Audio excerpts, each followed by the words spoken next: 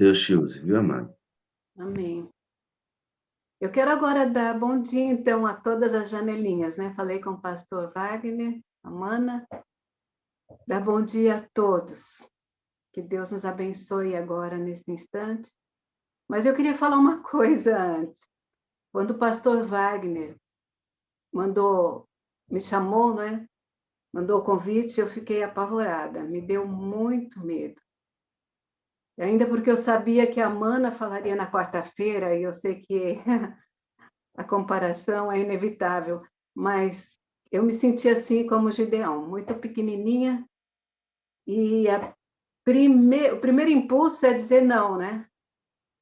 Mas veio à minha mente: você não acredita que esse movimento é do Espírito Santo? Que o vento sopra para onde quer? Aí então eu falei: Deus não chama só os capacitados, mas Ele capacita quem chama. Apesar de me sentir tão pequenininha. E ontem ainda o pastor Wagner falou uma frase nos comentários ali com a pastora Devalda e a Thalita. Ele disse assim: a capacidade de transmissão da Thalita não é igual à dos outros. E realmente isso, Deus usa cada um na sua capacidade, cada um na sua forma. E o pastor Adevaldo falou na disposição e na disponibilidade. Eu me coloco agora, eu sei que fui colocada, o pastor Wagner fez isso através da oração, me colocou nas mãos de Deus, sob a orientação do Espírito Santo. E eu, sinceramente, eu espero que ele fale. Foi ele que escolheu a mensagem, espero que ele fale. Através de minha voz, vocês vão ouvir essa voz não tão bonita, mas eu quero que vocês entendam a mensagem que é de Deus. A palavra é de Deus. A voz pode ser minha, mas a palavra é de Deus, né?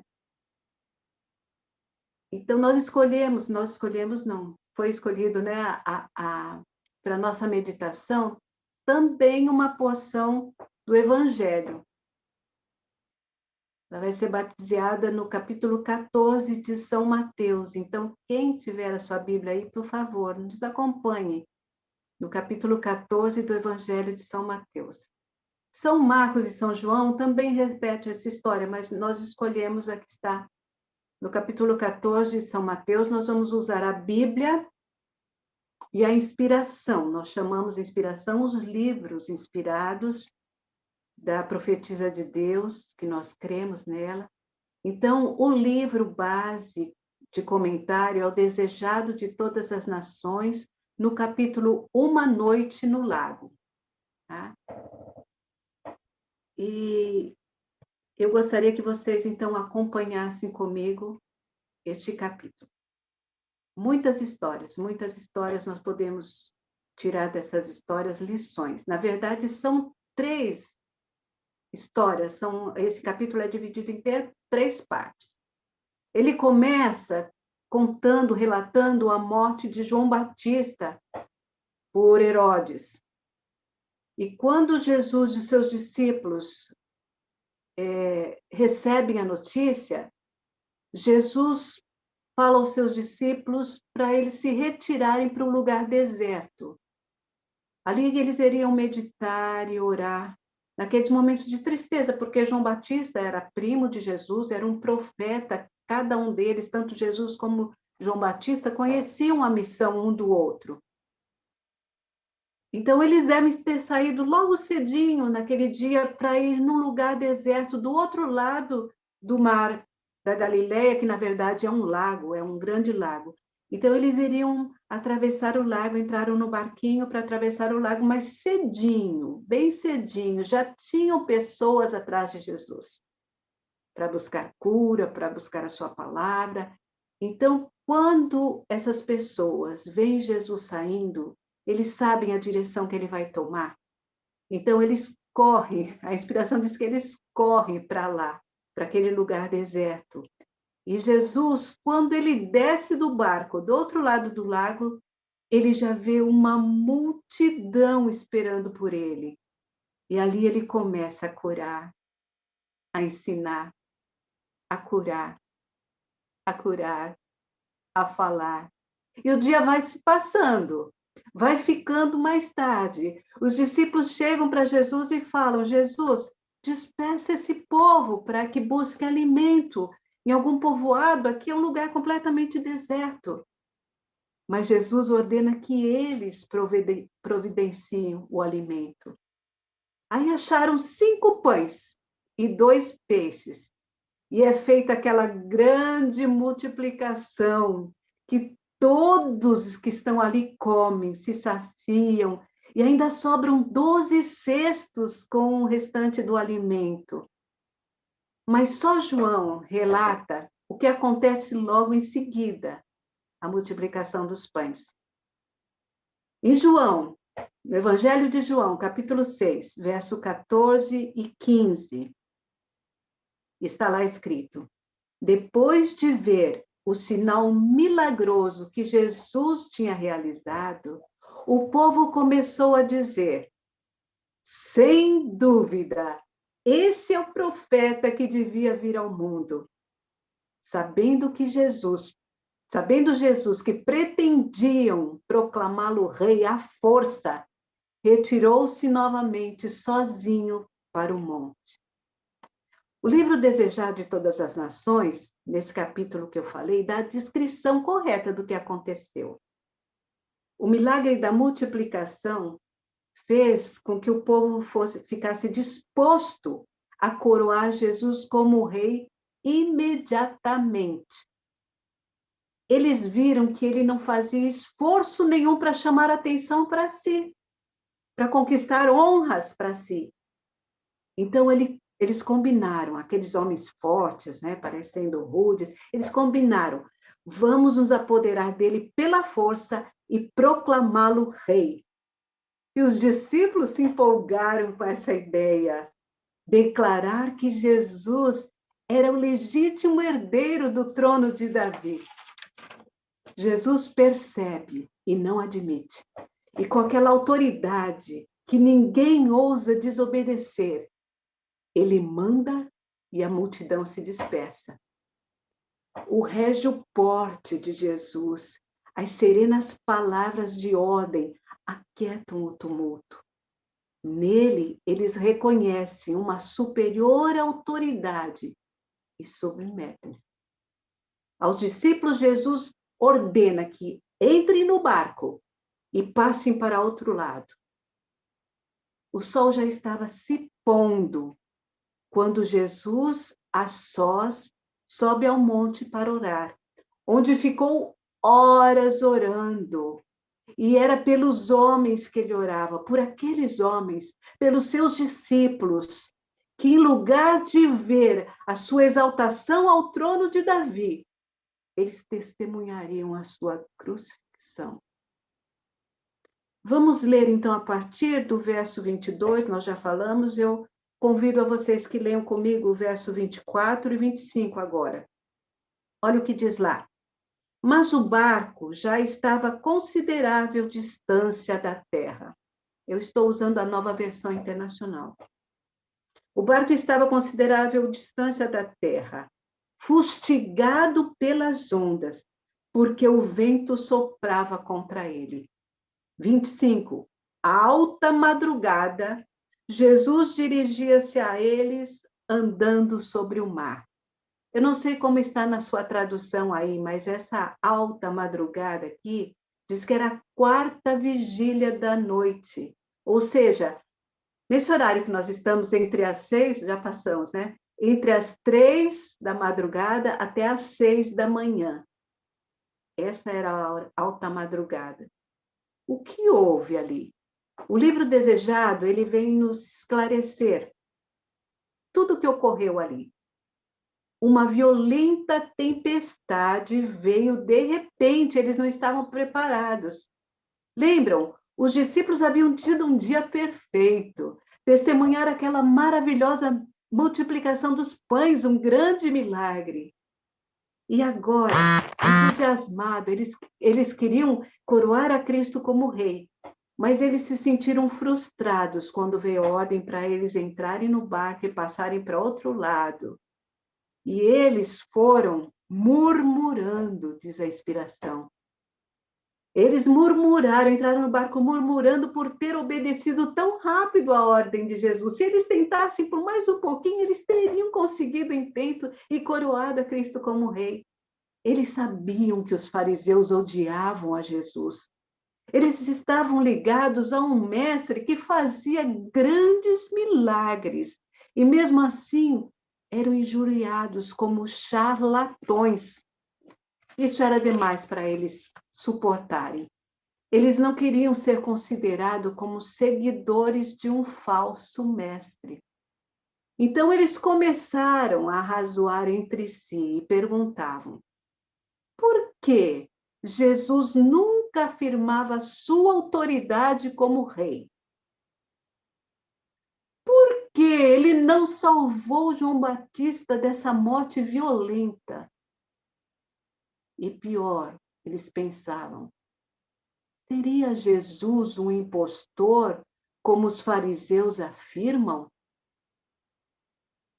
E assim pensando e duvidando, eles traziam grandes trevas espirituais sobre si. E o desejado, na página 262, ainda diz: por causa desses pensamentos, o Senhor lhes deu alguma coisa para afligir a alma e ocupar a mente. 2 pontos. Uma violenta tempestade que os fez esquecer o aborrecimento, a incredulidade, a murmuração e a impaciência. Então, todos eles trabalharam para impedir que o barco fosse a pique. E o livro continua: Deus assim faz muitas vezes quando os homens criam preocupações e aflições para si mesmo. Homens aqui é generalizado, né? Deus faz assim muitas vezes quando homens e mulheres criam preocupações e aflições para si mesmo. Quanto Deus já fez por você e por mim? Quanto Deus nos tem feito? Olhe para trás, relembre. Quanto ele ainda faz por nós. E quantos de nós, meus queridos, temos demorado em nos queixar, em murmurar, em reclamar de tudo que não nos agrada? Até aqui na sala 57. Às vezes ouvimos reclamações: eu não gostei daquele, não gosto daquele que passa as lições da Bíblia. O pastor Wagner fala muito, devia falar menos. Aquela irmã que ele convidou para pregar, nada a ver. Quantos de nós não murmuramos, não reclamamos, quando as coisas não nos agradam? E sabe, isso demonstra falta de fé, falta de confiança, porque se nós cremos que esse movimento é do Espírito Santo, né? Se nós cremos que Deus dirige a nossa vida, se nós confiamos o nosso dia a Deus, pedimos o batismo do Espírito Santo, as coisas que nos acontecem durante o dia, se nós não cremos que Deus é soberano e está sobre todas as coisas, a falta de fé, a desconfiança nos faz duvidar. E Deus é desonrado. Daí surgem as tempestades para nos manter mente ocupada e nos aproximar de Deus, reconhecer a nossa dependência dele. O livro Patriarcas e Profeta também traz uma mensagem na página 280, quando diz: mas quando os homens entregam o coração à incredulidade, colocam-se sob o domínio de Satanás, e ninguém poderá dizer onde ele os levará.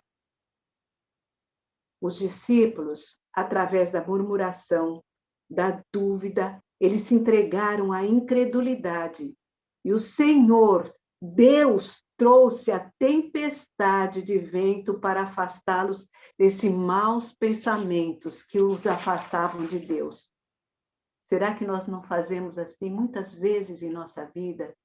Será que nós não temos sofrido tempestades por causa das nossas lamentações, das nossas murmurações, das nossas incredulidades e tristezas?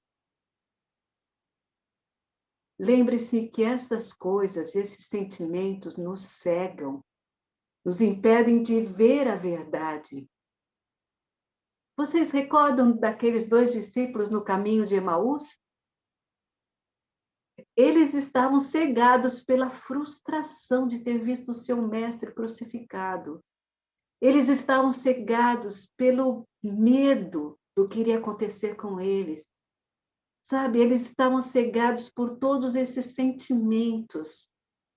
E eles não conseguiram ver que aquele que caminhava ao lado deles era o próprio Cristo.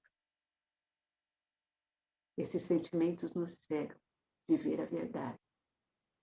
E então, como diz aqui, na 4ª vigília da noite, Jesus vai ao encontro dos discípulos, por quem estiver orando e acompanhando naquelas horas da noite. Jesus havia, desde que chegou lá em cima do monte, começou o olhar de Jesus acompanhou o barquinho. E agora, na 4ª vigília da noite, já alta madrugada, Jesus vai ao encontro deles, que ainda sofrem com a tempestade. Uma coisa interessante que eu estava lembrando, no capítulo 4 de Marcos, fala daquela outra tempestade. Lembram quando Jesus, exausto, ele entra no barquinho, vai, deita sobre uma almofada na popa e dorme, a tempestade vem, as ondas se agigantam, a água cai dentro do barco e Jesus está dormindo numa paz tremenda. Nós vemos que naquela situação, quem provocou a tempestade foi o inimigo, foi Satanás, que de todas as formas procuravam a destruir Jesus e os seus discípulos.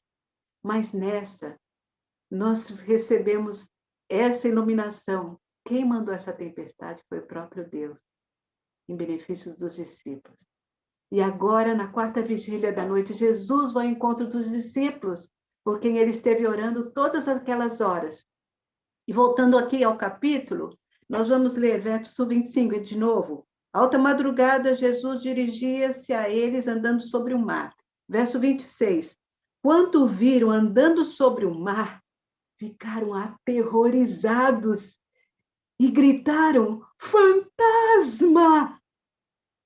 Sim, o relâmpago mostrou o vulto que vinha ao encontro dos discípulos sobre as águas. E os discípulos ficaram aterrorizados, pensando que fosse um fantasma. Sabe, no momento certo, Jesus vai ao encontro deles. É sempre Jesus que toma a iniciativa de ir ao encontro dos homens, de ir ao encontro dos pecadores. É sempre Jesus. E ele se aproxima. Todos os pensamentos ruins dos discípulos haviam sido substituídos pela preocupação de salvar a vida deles, salvar o barquinho. E eles lutaram durante aquela noite toda, eles estavam exaustos, eles estavam esgotados. E agora, diante daquela visão, eles sentiram pavor, eles sentiram medo, sentiram a sua pequenez. E diante daquele grito aterrorizante, Jesus diz: coragem, sou eu, não tenham medo. Verso 28. Senhor, disse Pedro, se és tu, manda-me ir ao teu encontro. Verso 29. Venha, respondeu Jesus. Pedro saiu do barco, andou sobre as águas e foi na direção de Jesus. Logo que eles perceberam que era Jesus, ouviram a voz: coragem, sou eu, não tenha medo. Pedro ficou como fora de si de alegria. Impetuoso como era, ele pediu para ir com Jesus e foi andando sobre as águas. Jesus chama Pedro, né? E Pedro, com o olhar em Jesus, admirado com tudo que estava acontecendo, ele andou sobre as águas. Mas no verso 30 aqui diz: mas quando reparou o vento, ficou com medo e começou a afundar. E gritou: Senhor, salva-me. A inspiração aqui no livro Desejado diz: Pedro foi olhando para Jesus, mas ele começou a sentir-se satisfeito com ele mesmo. E olhou para os companheiros do barco e desviou o olhar de Jesus. Aí o vento ruge, as ondas se encapelam, uma interpõe entre ele e Jesus. Na Bíblia, na minha versão, tem essa expressão: reparou no vento. Aliás, foi essa expressão, enquanto eu lia no meu ano bíblico, que me fez escrever essa mensagem. Reparou no vento. E eu pensei, quantas vezes o mar da nossa vida está tranquilo, tudo tranquilo, nos achamos bem na fé, e quando de repente vem a aflição, o sofrimento, a tempestade cai sobre nós. Nós não fazemos como Pedro, reparamos no vento. E são tantos ventos, irmãos, nesse mundo, os ventos que sopram por todos os lados, ventos de novas ideias, ideologias, mesmo dentro da igreja, que sopram dentre nós e nos afastam de Deus. Sabe, ventos do modismo, das novas tendências, que também nos tomam de sobressalto e muitos são levados para distante de Deus. Reparamos nos ventos. Deus disse, próprio Jesus falou, em João 16:33, vocês vão ter aflições nesse mundo, muitos ventos. Contudo, tenham ânimo, coragem. Eu venci o mundo. Queridos, Jesus venceu. E a vitória dele foi através da cruz e de sangue. Por isso ele pode dizer: tenham ânimo, tenham coragem, eu já venci. Nada do que possamos passar aqui pode ser comparado ao que ele passou para nos dar a vitória. E ele pode entender perfeitamente a nossa dor, meus irmãos. Ele vê as nossas lágrimas, queridos. Cleidinha, ele vê suas lágrimas. Ele está presente nos mais escuros momentos da nossa vida. Eu já contei aqui na sala a experiência que tivemos com a morte do nosso filho, nosso primogênito. Um acidente violento que o levou. Era como se uma tempestade, realmente foi uma grande tempestade que caiu sobre nós.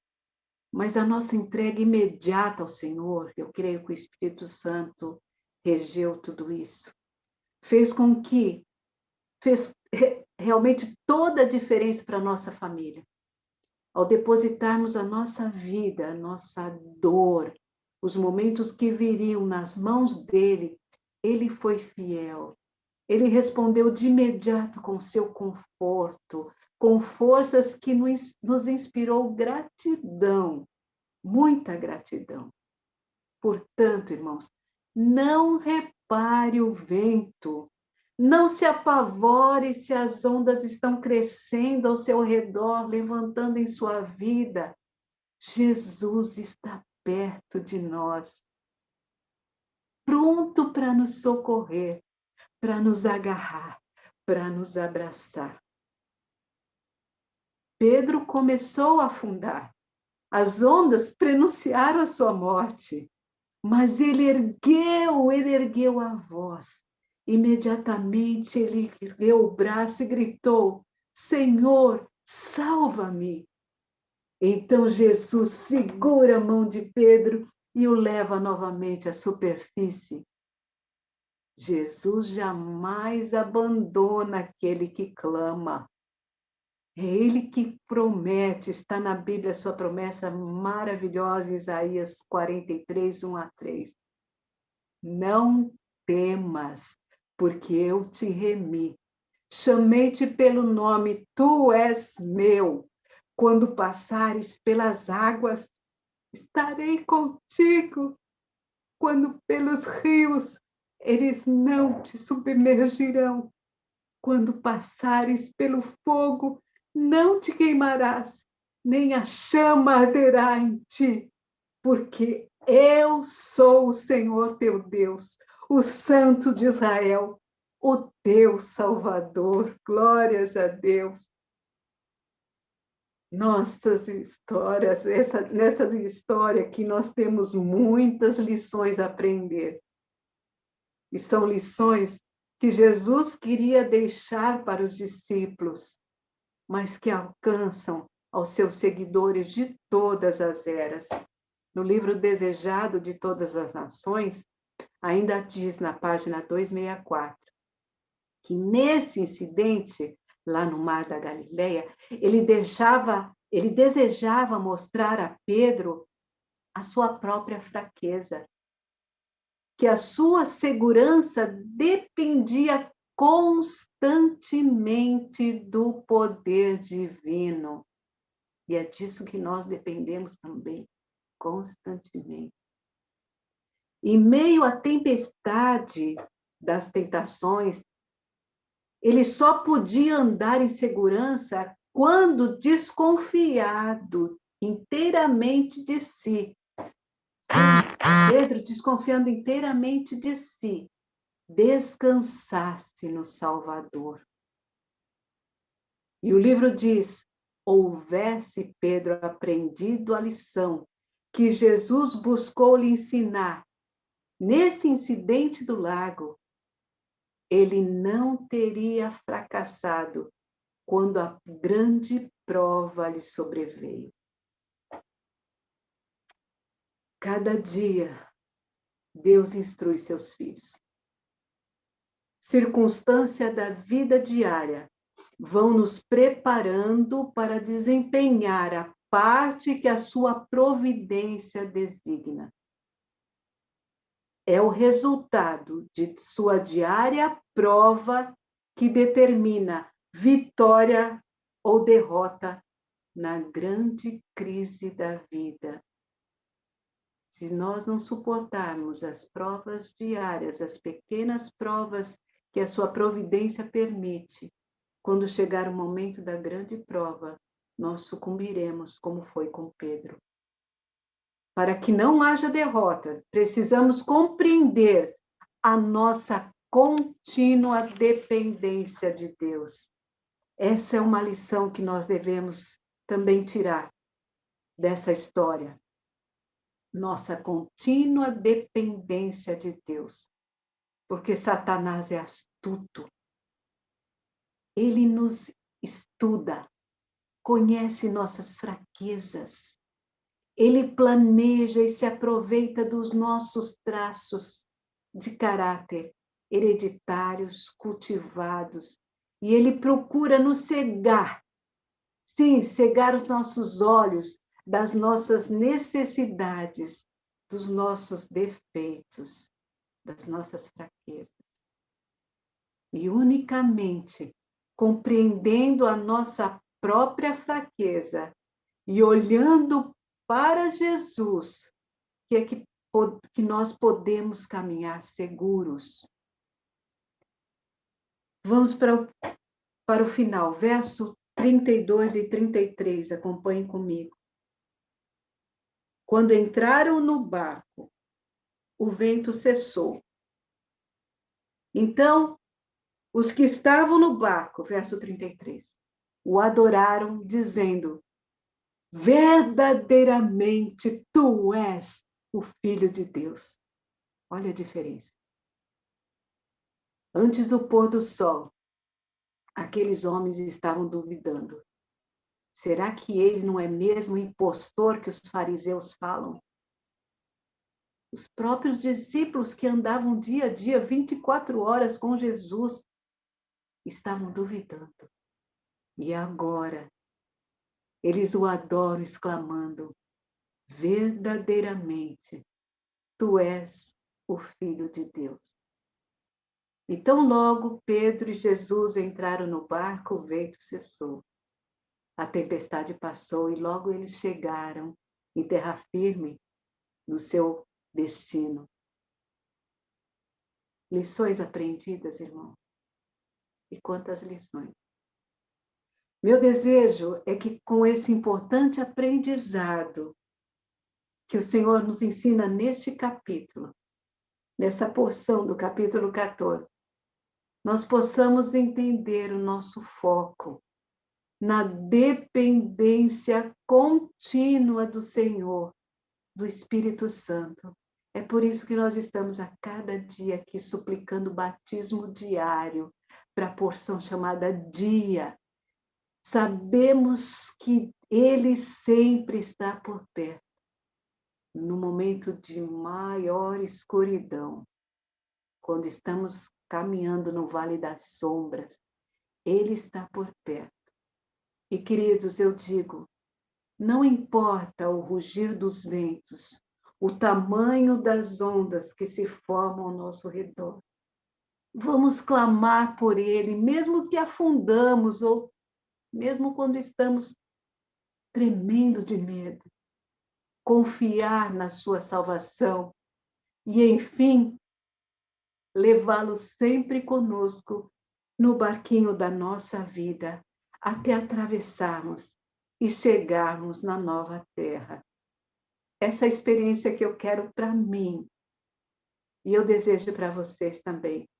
Quantos querem comigo participar dessa experiência em nossa vida? Eu desejo. E você, bem deseja? Amém, irmãos. Amém. Amém. É o que eu desejo para mim e para você. Então, eu faço mais um apelo.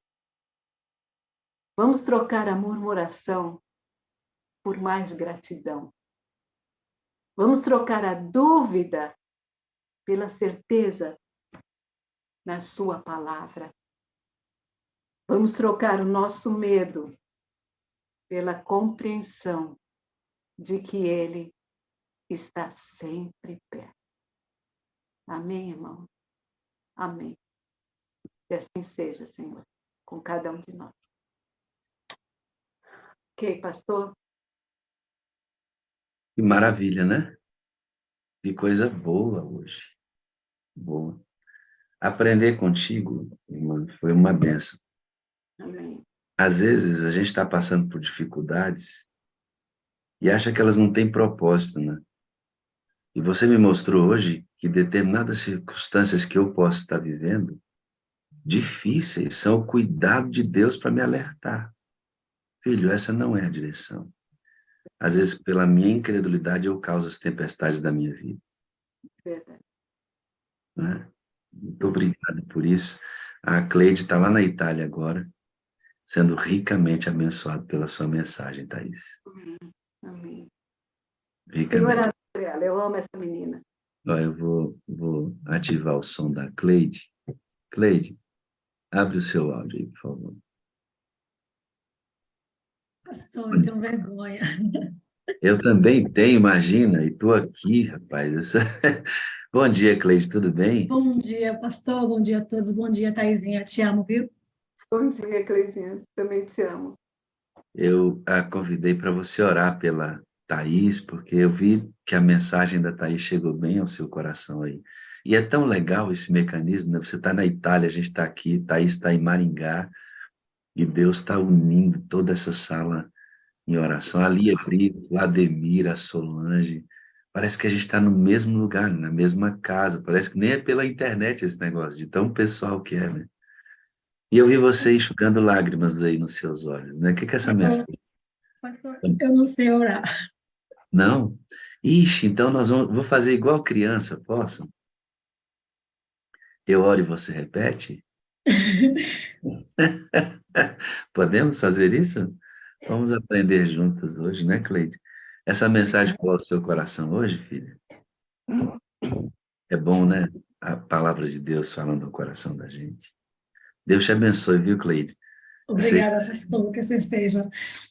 eu sei que na sua vida existem lutas, como de muitos aqui nessa sala hoje, e que talvez tenha identificado na preciosa mensagem da Thaís, que essas lutas são permitidas por Deus para direcionar você. São respostas de Deus. Às vezes uma tempestade, Deus permite que a gente passe para nos alertar. E Ele está sempre presente. E ver essa mensagem da Thaís hoje, né? Jesus presente. Eu acredito, pastor, eu acredito que a Cleide está passando por um momento onde é o vale das sombras, né? Ela não está enxergando muita luz, mas eu sei que Deus está com ela.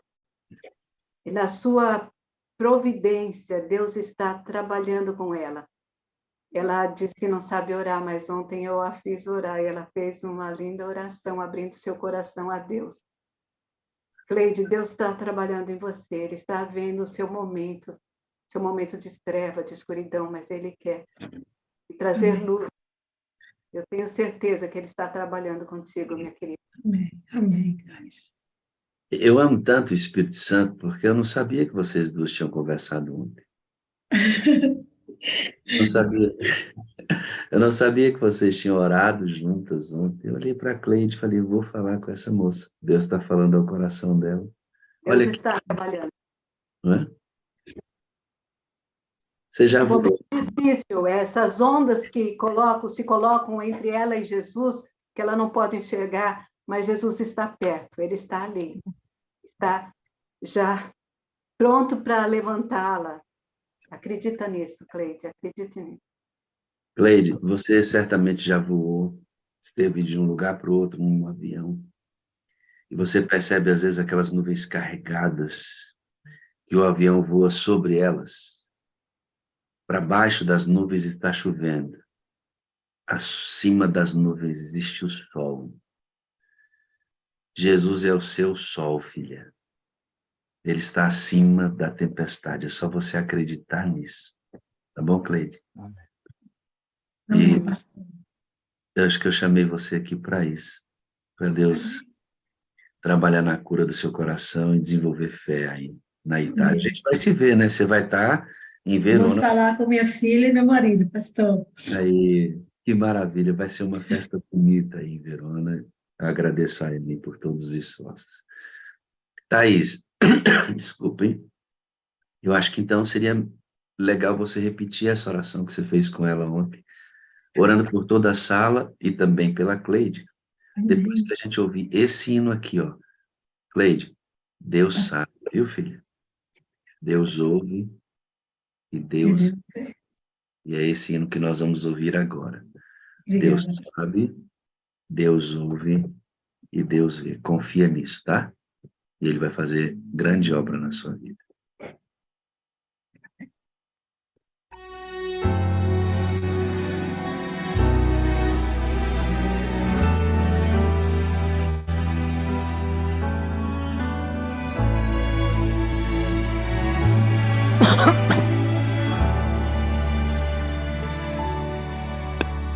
Você que se sente pequeno, dirija seus olhos a Deus. Não deixe que sombras o envolvam. Entregue sua vida a Deus. Deus sabe o que vai dentro da alma. Deus ouve a oração suplicante.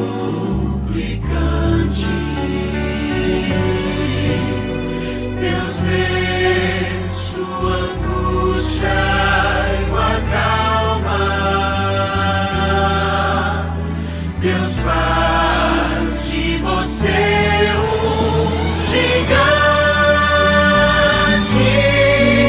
Deus sabe o que vai dentro da alma. Deus ouve a oração suplicante. Deus vê sua angústia e o acalma. Deus sabe, Deus ouve, Deus vê. Se a vida levou os castelos que em sonhos você construir, não dê por vencidos seus planos, entregue seus planos a Deus. Deus sabe o que vai dentro da alma. Deus ouve a oração suplicante. Deus vê sua angústia e o acalma. Deus faz de você um gigante. Deus sabe o que vai dentro da alma. Deus ouve a oração suplicante.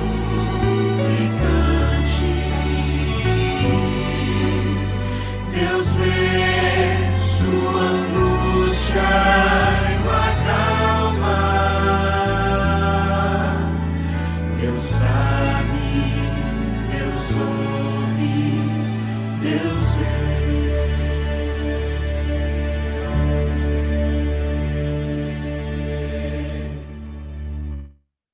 Eita, Deus bom, né, Cleide? Deus é bom, filho. Muito bom. Thaís, pode orar conosco, por favor? Vamos orar, então. Santo Pai, a Cleide falou uma coisa muito certa. Nós não sabemos orar.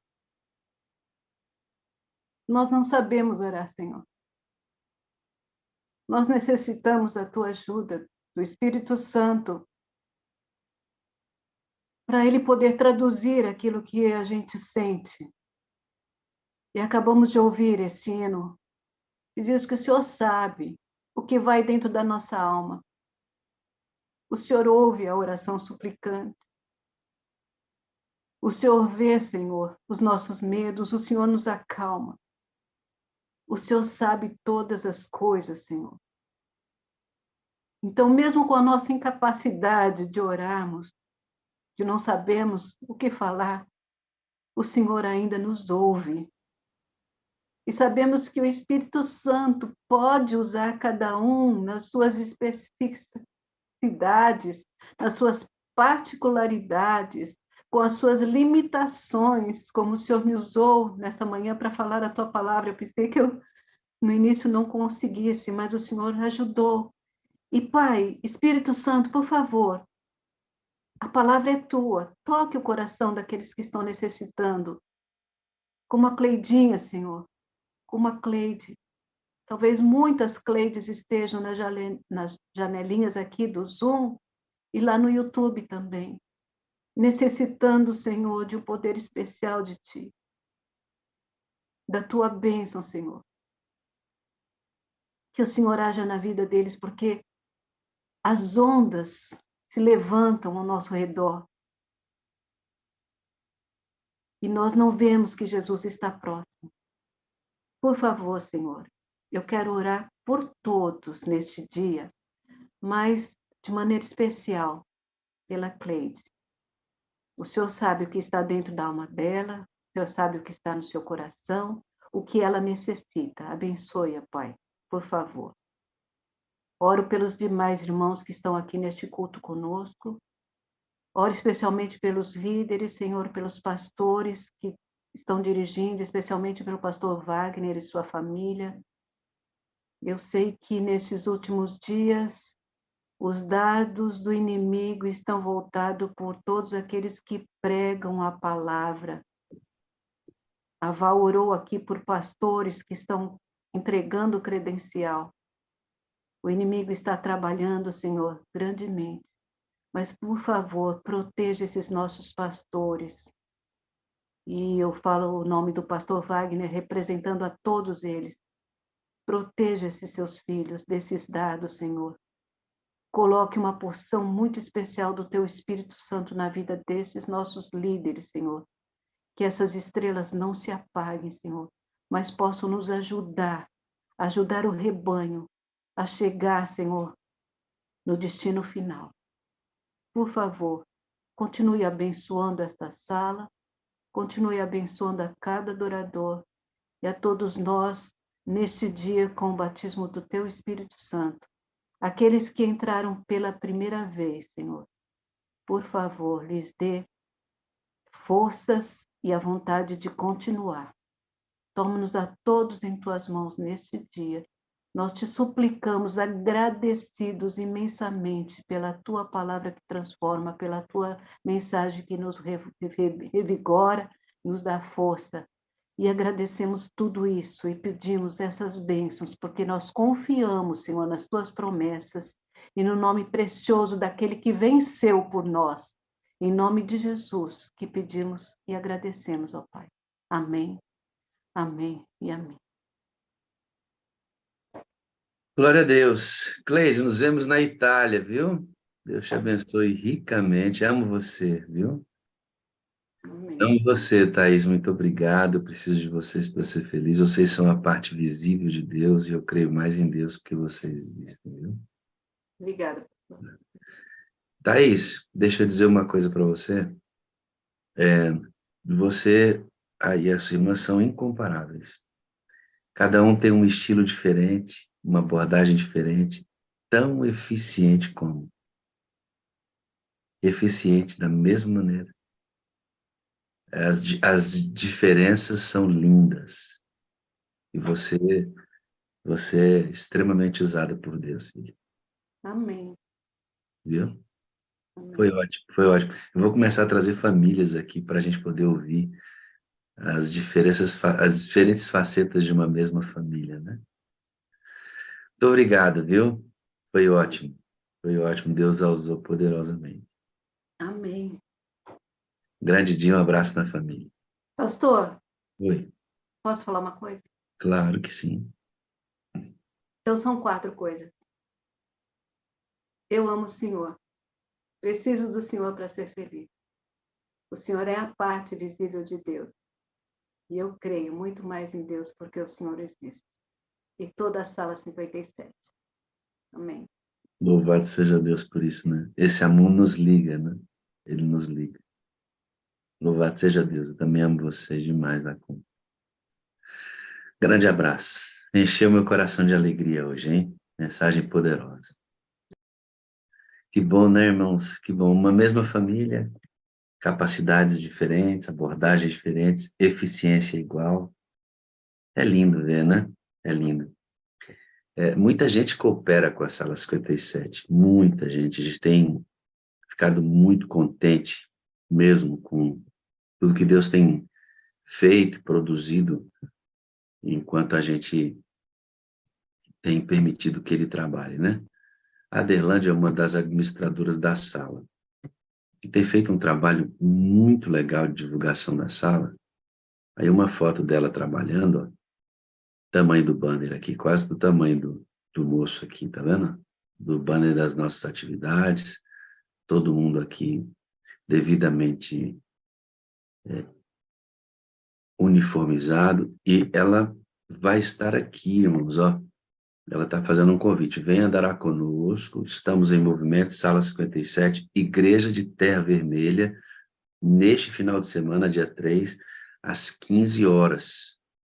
Então, você que mora aí na região, nas imediações, nas cidades próximas, que estão da Sala 57, a Adelândia vai estar com toda uma equipe fazendo uma vigília das 15 até as 18h30, 19 horas, nesta igreja aí, Igreja Adventista de Terra Vermelha. Tá bom? Compareça, vá com a camiseta da sala, seja uma vigília poderosa para que mais pessoas conheçam a Sala 57, ok? Avisado está, que Deus te abençoe, Adelândia, com o seu trabalho. Deixa eu ver aqui. A Dalete, ela vendeu alguns bilhetes num preço especial para a galera e para a Itália, para o nosso evento da Itália. 4 pessoas que compraram o bilhete da Dalete, que vão para a Itália, não entraram em contato com a Ellen. E você precisa urgentemente fazer isso, porque a Ellen precisa ajustar sua hospedagem naquele lugar. Então, você que comprou os 4 bilhetes lá, são 4 pessoas que compraram os bilhetes com a Dalete. Por favor, entre em contato com a Ellen. A Ellen precisa orientar você, porque senão você vai ter dificuldades lá na chegada. Entendeu? Não, vou repetir. Você que comprou os bilhetes com a Dalete para ir para a Itália, para participar conosco da sala lá, final de julho, por favor, você deve entrar em contato com a Ellen para organizar a parte logística da sua chegada. Beleza? Por gentileza, faça isso, porque senão você complica também a vida da Ellen lá. Tá bom? Muito obrigado aí pela atenção, sei que você vai fazer isso hoje. Deixa eu chamar aqui um jovenzinho de 82 anos, abençoado demais. Venha para cá, meu irmão. Abra aí, Net, o áudio do seu pai. Vamos bater um papo com esse homem. Me emocionei ontem, irmãos. Me emocionei ouvindo, na verdade, o testemunho dele, que ele mandou áudios para a gente. Bom dia, irmão Florisvaldo. Bom dia, pastor. Tudo bem? Tá bonitão aí, hein, rapaz? É isso aí, pastor. Como é que vai o senhor? Tudo bem? Eu estou bem. Agora, falando com o senhor, é uma bênção. Possivelmente, irmão Florisvaldo, amanhã nós vamos ter um testemunho aí também da igreja de Gandu, mais um da região. Amém, pastor. De uma irmã que conheceu a sala e hoje é adventista do 7º dia. Mais uma alma ganha para Jesus através desse movimento, e eu glorifico a Deus por isso. Irmã Daílson, o senhor nasceu em 20 de março de 41, em Genipapo. Sim, senhor. Então, o senhor tem quantos anos hoje, amado? 82. 82, sim. E de adventista, o senhor tem quantos anos? Eu completei, no dia 28 de dezembro desse ano passado, 64 anos de batizado. Eu tenho 52, meu amigo. O senhor tem 64. Todo o meu respeito, viu? Todo o meu respeito ao senhor, à sua fé, né? Homens como o senhor, eles inspiram nossa fidelidade. E o senhor não só tem 64 anos de adventista, mas o senhor tem uma história nessa igreja extraordinária.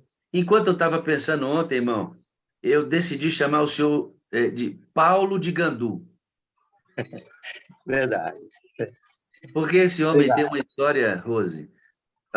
Presta atenção, irmãos. Não sai daí, não. Presta atenção. O senhor é de Genipapo, mudou para Itajubá, com 9 anos. Aí mudou para Ipiaú. Como é que é o nome? Ipiaú. Ipiaú, danado.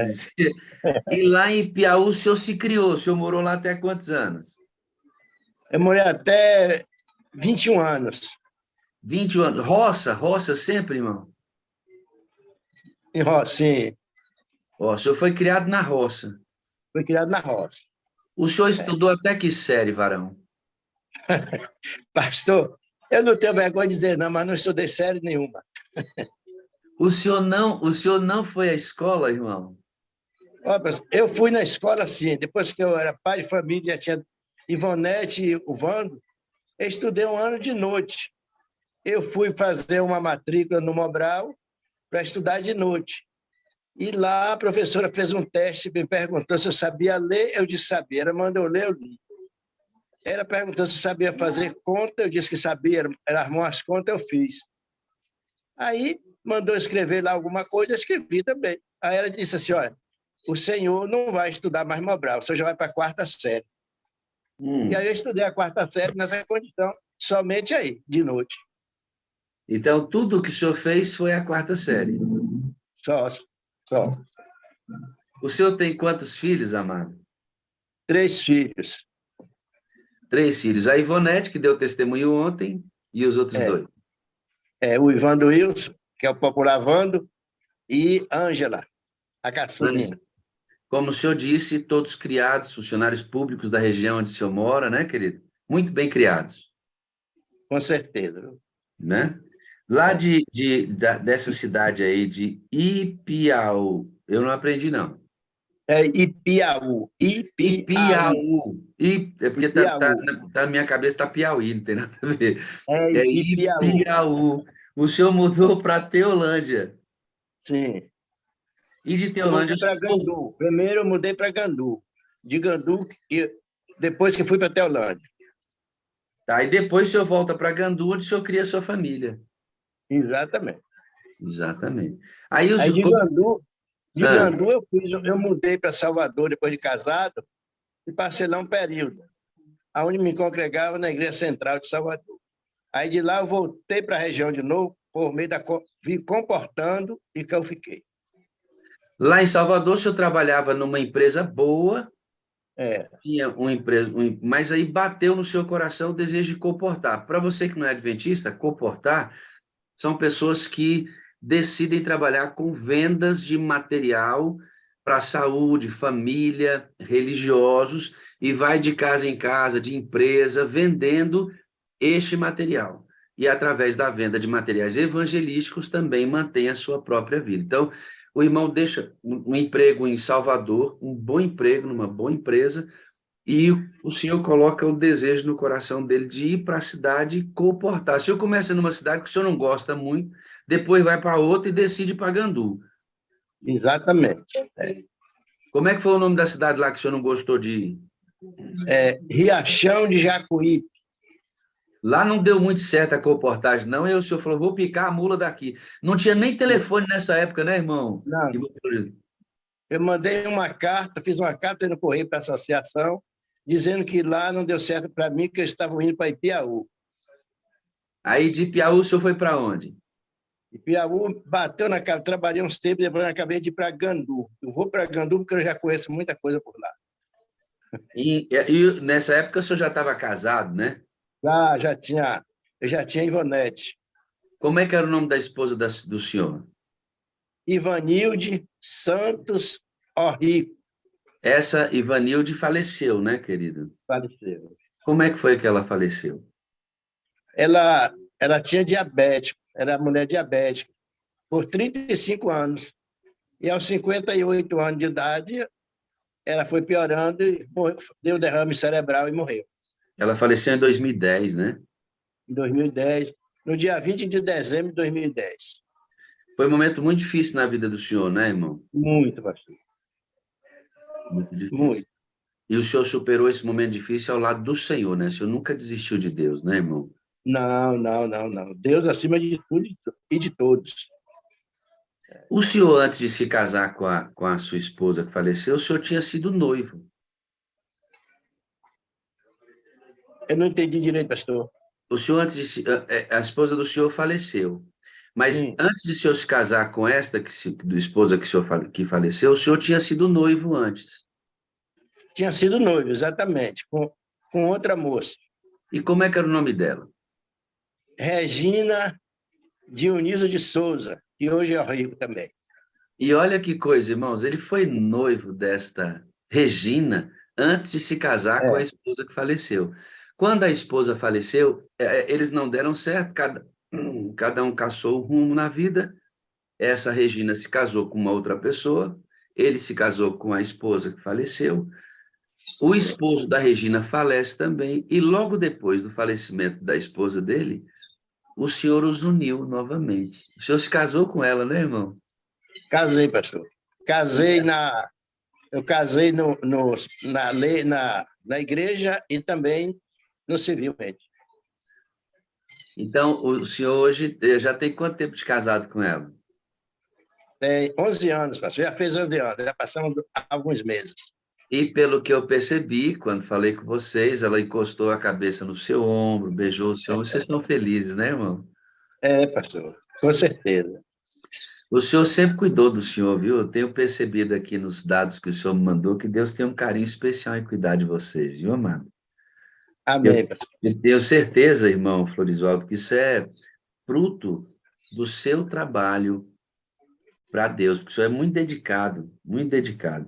O senhor vai se converter de uma maneira muito interessante, porque o senhor trabalhava com um senhor adventista, e para falar de Cristo para o senhor era meio difícil, porque o senhor com religião não era muito ligado no negócio de crente, não, de fé, era meio separado dessas coisas. E aquele irmão trabalhando com o senhor, qual foi a estratégia que ele usou? Achei muito inteligente para chegar ao seu coração. Eu fui criado assim, região rural, e eu era muito ignorante. Meus pais não tinham religião, não tinha nada. E a ignorância, ninguém falava religião. Aí eu não gostava eu pensava que ser cristão era uma coisa terrível. Aí eu não queria meia. E esse cidadão era meu amigo, uma pessoa que era um dos donos da fazenda também, um homem muito direito, cristão, mas ele dirigia culto na casa dele todos os dias à noite, mas nunca tinha coragem de me convidar, porque sabia que eu não ia, por causa do tamanho da minha ignorância. E aí, trabalhando com ele na roça de cacau, e ele me contava a história bíblica. Cada dia ele me contava uma história, cada dia uma, duas histórias. E um dia eu perguntei a ele, seu Feliciano, não lembro do nome dele, essas histórias o senhor encontra onde? O senhor conta tanta história para mim. Aí ele me disse, olha, aqui é na Bíblia, todas essas histórias estão na Bíblia. E aí, quando ele me falou assim, eu fiquei curioso para conhecer essa Bíblia que eu não conhecia. Mas a Bíblia naquele tempo, pastor, era difícil para se conseguir uma Bíblia, não era como hoje, né? Aí tinha um fazendeiro vizinho, que eu já tinha trabalhado com ele tinha uma Bíblia, e ele dizia assim, olha, eu tenho uma escritura, e na escritura diz o seguinte, tem uma parte que diz, se a pessoa, quem estudar aquela parte da escritura, se uma pessoa der um tiro nele, ele pega o chumbo com a mão. Aí, como naquele tempo era ignorância, era muito, eu só pensava... Aonde é que está esse versículo que eu nunca li? Esse versículo? Eu também não, pastor. Não conheço, não. Continua, irmão. Aí, aí, como eu não tinha outra cultura, um outro meio social, era só pensar assim, de aprender, se precisasse uma briga, eu me defender. Aí eu digo, eu vou conseguir essa escritura para ver se eu encontro essa parte, para eu, se alguém querer me atirar, eu seguro o chumbo. E aí eu comecei a estudar a escritura como ele me prestou, mas estudar mesmo, sabe, pastor? Sem saber ler, eu aprendi a ler na escritura. Então eu estudava a partir da madrugada, de uma hora, 2 horas da manhã, eu acendia um candeeirinho, né, chamado candeeiro, uma luzinha, e estudava até de manhã. E de noite eu estudava de 5 horas da tarde, chegada do serviço, até 10, 11 horas da noite. Aí fui encontrando realmente as histórias que o meu caro irmão falava para mim. Peraí, segura aí, irmãos, presta atenção.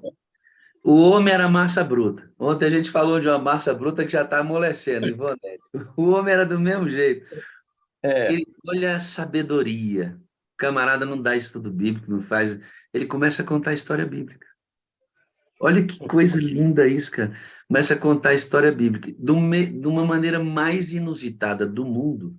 É verdade. Orar na mão do irmão, porque, tem uma palavra aqui, se você tiver, protege, você até segura o tiro com a mão. Como pode isso dar certo? Como pode isso dar certo? É porque Deus se utiliza de tudo para salvar a vida da gente.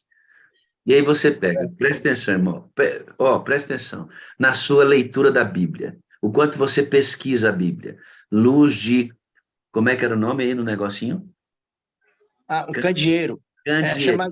Acendia, ele botava querosene dentro daquele vasozinho e tinha um paviozinho de algodão, incendia ali para clarear, porque naquele tempo não existia energia, não existia outro tipo de luz, ainda mais na região rural.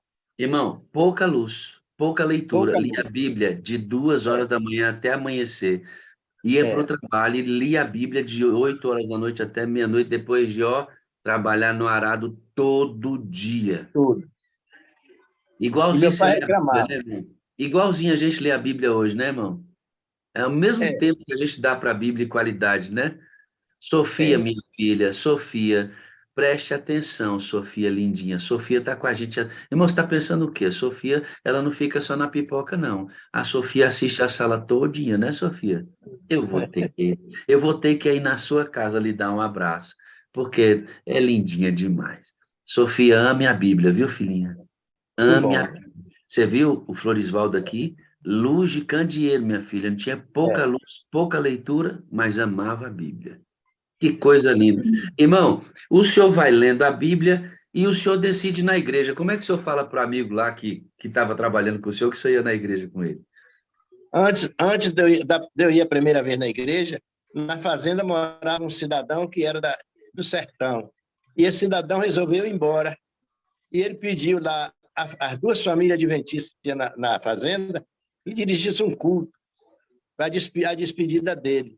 Aí, como era um trabalhador que era meu amigo, eu resolvi também assistir esse culto, né? De despedida dele. Não era porque eu amava culto, amava...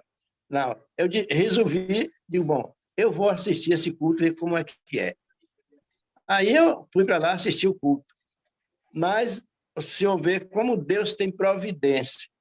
Que aquele homem, o cidadão que pregou, ele pregou sobre a pesca maravilhosa. Mas eu fiquei muito atento, não perdia uma palavra ali, eu de olho nele, para ver o que era que ele estava falando, e eu gostando, amando as palavras. E quando ele contou a história da pesca maravilhosa, que os apóstolos chegaram ali, aqueles homens, não pegaram nada de noite, quando Jesus chegou e disse, lança a rede, ele disse que nada tinha pegado, estava cansado, Jesus disse, lança a rede à direita. E ele disse assim, Senhor, não, eu já estou cansado, não, nós pescamos a noite toda, nada apanhamos. E Jesus então insistiu, lança a rede à direita. E aí eles disseram, Senhor, eu vou lançar não nas águas, eu vou lançar na tua palavra. Então, quando ele falou esta maneira, o Espírito de Deus tocou no meu coração e abriu meu coração. Aí foi quando aí, foi no meio da semana, quando foi na sexta-feira, quinta-feira, né, eu já disse ao cidadão, sábado eu vou na igreja com o Senhor. E ele quase cai de costas, porque ele não acreditava naquilo. E eu fui. Quando eu voltei na estrada, eu disse, sábado eu vou de novo, senhor Feliciano. Tu vem, ele me chama de Flor, tu vem, vou. Quando eu voltei, na segunda vez, eu vou de novo com o senhor. Ele, de novo, tu vem, eu vou. E nessa terceira vez eu fui e fiquei, estou até hoje. Eu amo isso tudo, irmãos. Eu amo como Deus trabalha na absoluta simplicidade e dedicação das pessoas. Deus não precisa de muito, viu, irmãos? Deus precisa de você disponível. É verdade. Microfone, eu não tenho microfone, não tenho carro, não tenho... Irmão, Deus precisa de você, cheio do Espírito Santo. E se ele tiver você, ele vai fazer muita coisa. Muita. O senhor se converte e o senhor se batiza, né, irmão? Eu me converti, como a palavra converteu, converti no mês de outubro e no dia 28 de dezembro eu fui batizado, eu e meu irmão, e mais, foram 16 pessoas que batizaram nesse dia. E o pastor Pita que batizou o senhor? É, aquele grande homem de Deus, viu? Ministro de Deus. Você vê, isso é muito importante, né? É esse grande homem de Deus. Queridos, nós temos que ter referência religiosa. Você precisa ser a referência religiosa de alguém. Só tem sentido a vida cristã quando alguém se espelha em você. Você não é perfeita, a pessoa também não é, mas foi Deus quem estabeleceu isso. Quando você se Exato. isenta da responsabilidade de ser referência, está correndo risco. Está correndo risco. O senhor diz assim, ó, eu não estudei. O leigo tem mais dificuldade de viver do que aquele que estuda. Por quê mesmo? Eu não sei, pastor, que realmente acontece isso, né? Agora, eu sempre fui muito curioso e cuidadoso no estudo, quando eu comecei a ler a Bíblia, acreditando que verdadeiramente era a palavra de Deus e recebendo as doutrinas da igreja, eu abri o coração para ler mesmo, entender o que estava lendo. O senhor disse aqui, ó, sou muito trabalhador, nunca permiti que minha família passasse necessidade, procurei dar exemplo aos meus filhos, ensinei meus filhos a respeitar os outros. Minha vida com Deus foi sem vaidades e procurei nunca fazer besteiras que desonrasse a Deus. Nunca deixei de confiar em Deus. E o senhor diz assim, eu tenho 82 anos e sou um homem feliz. Me explica isso. Ó, só ver um dom de família. Família, cara, é uma família humilde, sem dinheiro, sem recursos, pobre, agora rico em espírito. Então, aquele que sempre trabalhei, me casei, vem a família, os filhos. Então, fui trabalhar mesmo para dar aquilo que eu não tive na minha infância, na minha juventude, dar para meus filhos. O conforto, dentro da medida do possível, o estudo. E hoje, olha assim, eu digo que sou feliz, sou. Eu tenho 3 filhos, meus filhos, todo mundo estudou, só o menino que não fez faculdade, mas fez os cursos médios, e as meninas tudo fez faculdade, todos eles são funcionários públicos. Então, eu me considero feliz. Hoje, eu tenho um segundo casamento, sou feliz no casamento. Então, entendeu, pastor? Então, para mim, eu sou um homem muito feliz, porque só em ter minha família, minha esposa morreu na igreja, com toda a fé, entregou a vida entregue nas mãos de Deus. Então, hoje eu tenho outra família que não tem problema, outra esposa. Eu vivo muito bem com ela. Olho para meus filhos, 3 filhos que são 3 pérolas na minha vida. Então, não me falta o pão de cada dia. Me aposentei pela idade assim, trabalhando. Então, tenho meu pão de cada dia, tenho meu lar para morar, tenho meu carrinho para andar. Então, olha assim, meus filhos, tudo amparado. Então, meus netos, tenho 2 netos, todos 2 fazendo faculdade. A minha neta lá no IAN, quase terminando o curso de Direito. Meu neto lá em Itabuna, fazendo faculdade também. Então, eu só considero felicidade. As coisas que vêm ao encontro na questão da dificuldade que vem para o outro lado, mas quando vem esse tipo de barreiras, Jesus está na frente. Escute aí, você está olhando e falando assim, nossa, olha os motivos de felicidade dele. Sabe o que é isso aí que ele deu, irmão? O relatório da bênção. Porque você vai conhecer um outro lado do senhor Florisvaldo, que é extraordinário também. Também, extraordinário. O senhor se converte, vai e volta, trabalha aqui, trabalha ali, mas o senhor decide mesmo é ser evangelista.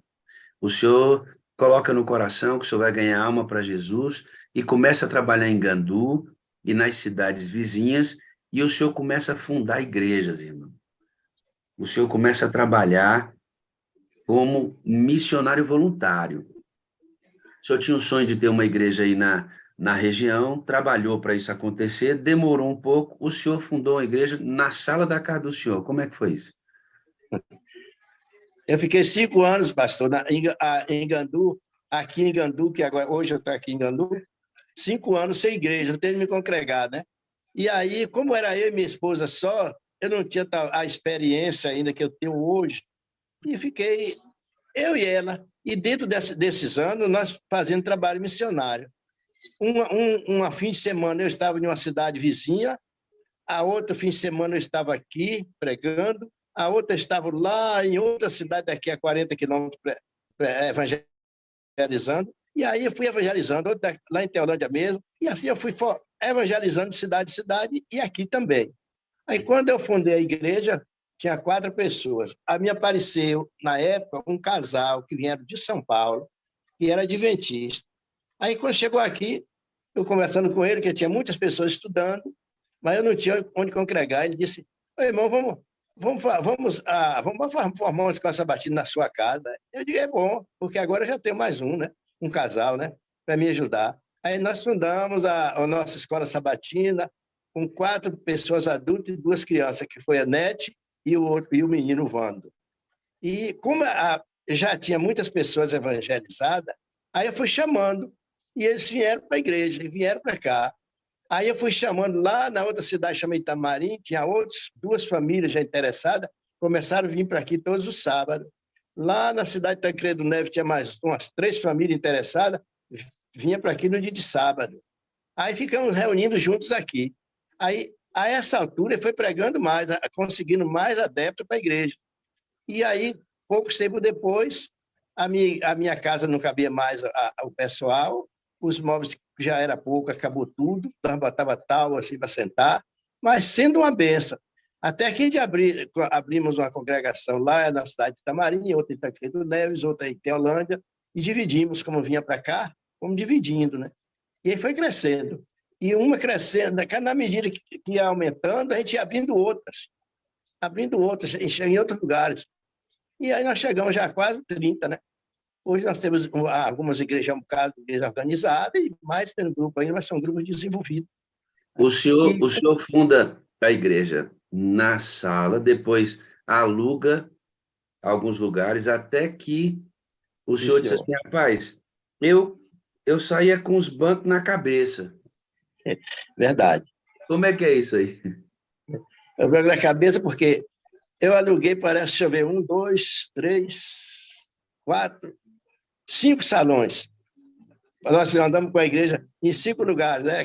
Significava que estava com os bancos na cabeça, né? Aqui e ali. Era uma luta, porque aluguel não é coisa boa. Até que o senhor olhou para um lote, que o senhor tinha um lote grande, doou para a igreja, onde é a central de Gandu hoje. Exatamente, pastor. Onde eu pensava que ia fazer as casas minhas, a casa para meus filhos, tudo, né?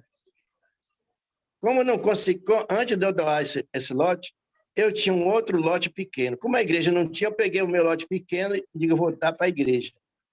Aí, um cidadão político, conversando com ele a respeito disso, e não tem para a igreja, ele disse, tu já deu o terreno para a igreja, eu vou te dar um para tu construir tua casa, que é um terreno grande. Aí ele me deu esse terreno. Aí eu achei assim por bem fazer a casa no meu terreno pequeno e o terreno grande doar para a igreja. Aí mandei fazer o documento em nome da igreja e doei, está lá. A nossa aí, central. pastor Aguinaldo. Toma, pastor Aguinaldo, que coisa abençoada, né, mano? Ele pega o lote pequeno para ele e dá o lote grande para a igreja. Hoje é a central de Gandu, que inclusive está fazendo a reforma, né, irmão? Tá, pastor, tá. Mas quem está vendo o senhor falar aqui acha que foi fácil. O senhor andava quanto de distância, quantas horas para dar estudo bíblico para as pessoas, irmão? Pastor, tinha vezes que eu viajava, vamos dizer, quase 20 quilômetros sábado à tarde para dirigir uma vigília na região rural, na perna, e não tinha carro. E lá dirigia a vigília a noite toda, no outro dia batia a perninha de novo até aqui, até a rodagem, a BR.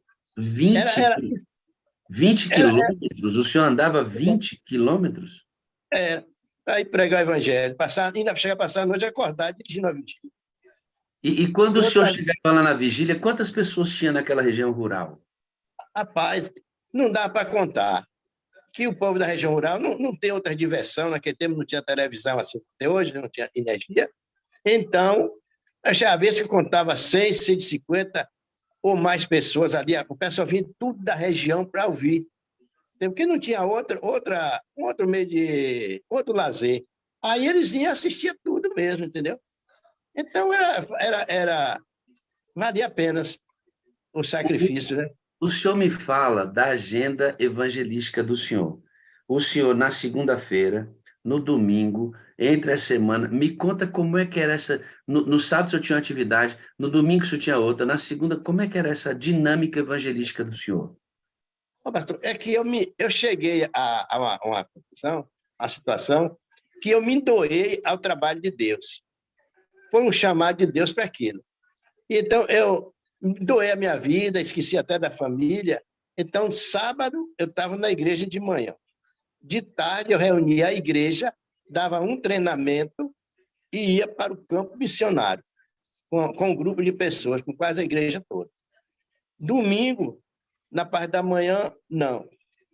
Às vezes, de domingo de manhã, eu ia para um campo missionário longe, e arrumava carro, e logo ia de manhã passar o dia lá para pregar por lá e dirigir um culto. E outra vez, ao domingo de tarde, era isso.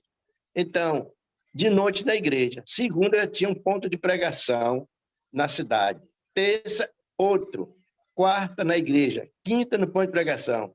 Sexta-feira, eu fazia isso também, depois mudei, sexta-feira, preparar sermão, lição para sábado. Então, sábado à noite também, quando eu ia para uma rua assim, que não tinha muito movimento, eles fechavam a rua, levavam uma caixa de som, fechava a rua com a igreja e dirigia o culto nas casas das pessoas. Então, era uma luta incessante. Eu não tinha tempo para mim. Ó, pastor, muitas vezes, eu que trabalhava ambulante nesse tempo, e eu de pé, e eu chegava em casa assim, já à boca da noite, com tanta fome, tão cansado, que eu dizia à minha esposa, me dê comida rapidamente, eu vou cair, depois eu tomo banho. E ela botava comida, eu jantava e almoçava tudo junto, né? E depois tomava um banho. Terminava de tomar banho, me arrumava, pegava meu projetor, que era a energia aqui é 120, o projetor era 110. Eu tinha um transformador pesado, pegava o projetor na mão, pegava o transformador na outra, e a Bíblia, e pá, saía para pregar. Já tinha os lugares de pregar, o pessoal estava lá me esperando. Aí chegava em casa cansadinho, dormia, no outro dia era a mesma luta. E assim os anos foram passando. Foi por muitos anos nessa luta, pastor. E tudo isso valeu a pena. O que você que está me ouvindo sente quando você ouve isso? Com todo o recurso que a gente tem hoje, com todas as condições que a gente tem hoje, como é que você se sente ouvindo um senhor de 82 anos que entregou a vida ao processo missionário? O que você sente, irmão? Você não acha que hoje a gente é meio acomodado, não? Não acha que a gente reclama demais hoje para fazer a obra de Deus com tanto recurso na mão, irmão? Esse homem andava 20 quilômetros para ir fazer uma vigília, passava a noite e voltava andando 20 quilômetros a pé, irmão. Com o videoprojetor na mão, com o transformador no outro. O senhor desenvolveu uma técnica de pregação, o senhor não dava estudo bíblico, né, irmão? O senhor fechava a casa do povo, ia para casa, ia fazendo culto, e com esses cultos doutrinava as pessoas e batizava essas pessoas. Sim, pastor. Eu fazia assim. Hoje o pessoal faz em dupla missionária. Eu não tinha uma dupla missionária, eu tinha um grupo missionário. Entendeu? Eu nunca adotei muita dupla missionária, não. Eu adotava um grupo missionário. Então, eu ia para a igreja, ia para as casas das pessoas, e ali a gente cantava, ali a gente pregava, ali a gente orava, ensinando como ser cristão. Com poucos tempos depois, que a pessoa estava sendo batizada, já conhecendo tudo da igreja. E a minha técnica era esta. Entendeu? Então, não precisa ficar usando aquele estudozinho, não era muito, não. O meu negócio era a Bíblia. Era o sermão bíblico. Ei, irmão, deixa eu te falar uma coisa. Sabe por que você tem tempo de ficar reclamando da igreja? Reclamando do pregador? Reclamando que você não teve oportunidade de cantar na igreja, de pregar na igreja, porque você não está na rua, irmão. Vá para a rua, parceiro. Vá, pega aí pega a sua Bíblia, monta um grupo aí, sai fazendo culto na casa do povo, irmão. Vamos ganhar as pessoas dentro da casa deles. Vamos deixar a igreja. Nós somos muito viciados em igreja, Keila. Somos muito viciados em igreja. Esse irmão tem que bater na gente com o testemunho dele. Tem que ser uma surra na gente hoje. Uma surra mesmo, irmão. Porque a gente tem muita coisa para fazer fora da igreja. A igreja é um nascedouro, irmão. Nascedouro. A gente vai lá para a casa do povo, ganha eles lá dentro da casa, traz para dentro da igreja e eles nascem dentro da igreja. É a nossa... Como é que chama? Esses hospitais só para criança? Me ajuda aí, Cirlei. Maternidade, é a nossa maternidade. Tem que nascer na igreja, mas tem que ganhar lá na casa. Ô, esse irmão, eu vou falar para você, né? Uma vez o senhor foi desafiado por alguém que, se o senhor batizasse e fosse o primeiro da região em batismo, aquela igreja sairia de grupo para a igreja. Quantas pessoas foram batizadas nesse ano, irmão? Pastor, esse ano eu levei a coisa séria, viu? Eu sempre fui amigo das autoridades da cidade, né? E eles sempre me respeitaram. Assim, eu também fui funcionário público, e me aposentei como funcionário público. Eu tinha minha amizade com o prefeito da cidade, eu tinha minha amizade com o deputado da cidade. Então, eles me forneciam carro. Na hora que eu precisava de um carro, eles me davam. Tal dia eu preciso de um carro. Aí já agendava e me dava, tanto o deputado como também ao prefeito da cidade, o vice, que nós éramos amigos, né? Amigos, que eles me respeitavam como religioso. Eu convidava muito eles para ir na minha igreja, e eles iam também, entendeu? Deputado, prefeito, tudo visitava a minha igreja, eu convidava. Então, eu tinha um laço de amizade muito bom com eles. E aí eu pedia carro. E nesse ano foi pedir mais carro ainda, para poder sair fazendo trabalho missionário. Pensa que encostava um caminhão do deputado na frente da igreja, domingo, 1h da tarde, enchia de banco e fazia uma igreja em cima, né? Sentar e encher o caminhão de gente e partia no mundo para pregar. E assim fui ganhando alma, fui ganhando alma. E quando chegou na primavera, né? Eu lembro que o pastor me perguntou, irmão, o senhor tem até uma base, quantos vai batizar agora na primavera? Eu disse, pastor, tem 16 fichas que já está pronta, mas tem mais. Eu sei que no dia do batismo, nós tínhamos 34 almas. 35, senhor me disse, 34? 35, exatamente, 35 almas que estavam ali preparadas para o batismo. E como o pastor da época era um pastor novo que ainda não batizava, aí veio o pastor Jorge Britos, talvez o senhor conheça, irmão do pastor Gilson Brito, da Novo Tempo. Né? O pastor Jorge Brito chegou. O senhor veio sozinho, pastor? Ele disse, vinha. Eu digo, o senhor vai se resfriar um pouco na água. Né? Ele disse, tem quantas almas, irmão? Eu digo, tem 35. Pastor, cuidado que o senhor vai se resfriar na água, vai passar muito tempo, 35 almas para serem batizadas. Eu olhei para ele, pastor, aquele pastor pequenininho do meu tamanho, eu disse, meu Deus, 35 almas, pastor, o senhor vai ficar frio. Assim, e graças a Deus batizou todo mundo, pastor. Na cidade foi um alvoroço que não tinha. Todas as igrejas da cidade ficou botando a cara no chão, porque nunca fizeram um batismo desse igual da Adventista. Né? E aí alcancei, pastor, num distrito muito grande, alcancei ficar em primeiro lugar, a nossa igreja. Aí esperei, aí mesmo assim, na época, não se tornou distrito. Só tornamos distrito quando dividiu a associação. Que o pastor regional era meu amigo, era uma pessoa muito meu amigo, morava muito longe daqui, a uns 400 quilômetros daqui, mas eu, quando convidava para ele fazer uma ação de oração, ele vinha. Então, nós tínhamos uma amizade muito boa. E aí, foi ele que a gente elegeu para presidente da Associação Bahia. E aí, quando nós terminou de eleger, que nós batemos palma, eu disse no ouvido dele, olha, o primeiro pedido é Gandu ser sede de distrito, e os outros pedidos virão depois. Ainda fez essa brincadeira com ele. Isso foi segunda-feira, lá no IAN. Quando foi quinta-feira, já chegou um pastor aqui procurando casa para morar. Ele digo, louvado seja Deus.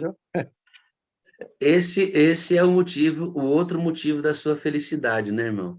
É sua família abençoada e a sua vida missionária. O senhor tem ideia de quantas pessoas o senhor ganhou para Jesus, irmão? Pastor, não tenho, não. Assim, não tenho essa ideia, não. Porque aqui nós temos uma família na igreja, aqui tem uma família aqui na igreja que ela tem uma média de 16 pessoas a mais, tudo que foi. Tudo trabalho que Deus me deu a oportunidade de levar a mensagem, né? E assim sucessivamente, tem outras e outras e outras, nem só aqui, mas como também em outras cidades. Né? E aí, nunca notei, não. Aí em Gandu tem quantas igrejas? 3. 3. E nessas regiões todas aí, que são filhas de Gandu, quantas igrejas já tem que o senhor sabe que o senhor foi diretamente responsável pela fundação dessas igrejas? Pastor, São várias. Tem Gandu, tem Itamarim, tem Teolândia, tem Tancredo Neves, e outras mais que todas elas, mesmo as outras que os irmãos foram abrindo, depois que as igrejas, os grupos dividiam para ir pregar, eu tinha participação. Tudo, o meu nome nas igrejas sempre é o pioneiro, respeitado, que aonde eu chego, eu estava em Teolândia, esse tempo que eu estou lá, o pastor chegou, um outro pastor, CCS, disse para o irmão Fulano, que eu sou transfiro sua carta aqui para Teolândia. Eu disse, pastor, para quê? Se eu sou membro de todas as igrejas do distrito. Então, qualquer igreja, eu sou membro. Para Então, quê? Se o senhor já é membro de todas elas, né, irmão? aonde eu chego, eu recebo abraço. Abraço, abraço, abraço. É irmão Florisvaldo. É irmão Florisvaldo. Irmão Florisvaldo. Nesse dia aqui, o senhor deve ter ficado muito feliz, né? Fiquei muito feliz. Muito feliz.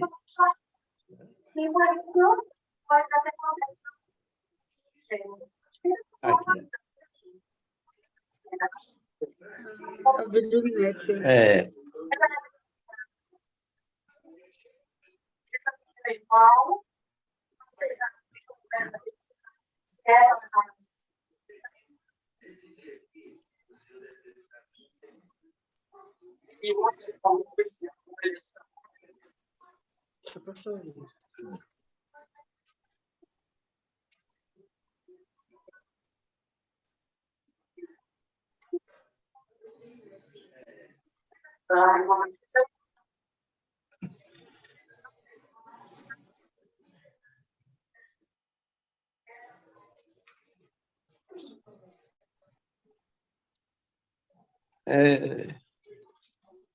Ei, Deus!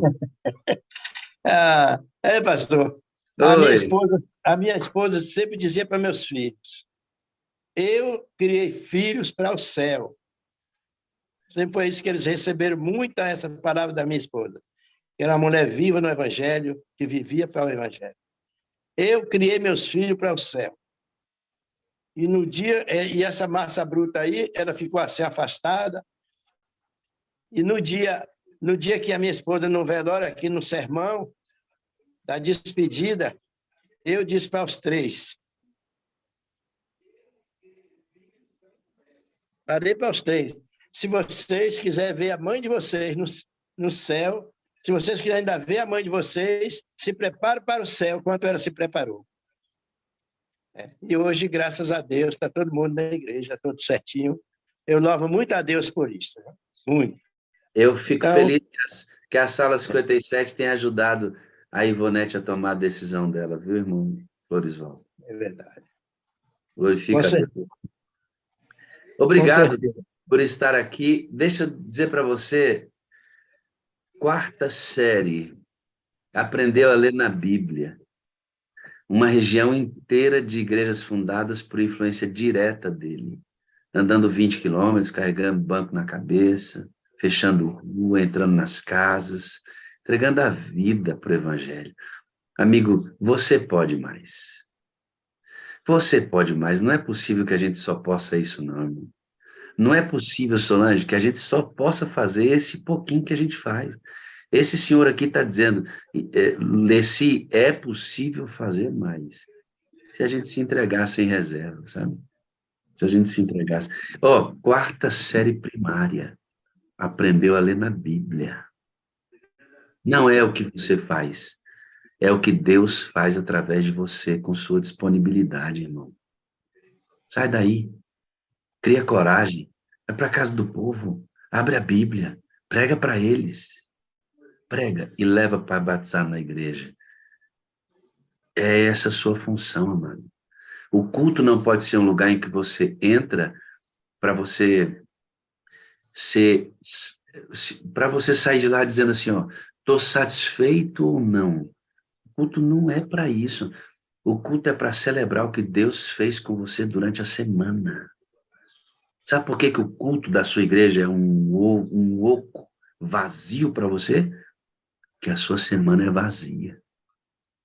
No dia que a sua semana for cheia de movimento, o culto será uma bênção.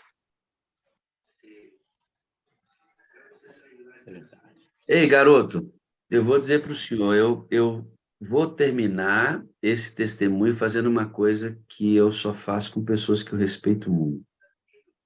E vou fazer como eu fazia com a minha mãe. Não fala errado, não. Essa era a cultura familiar, viu?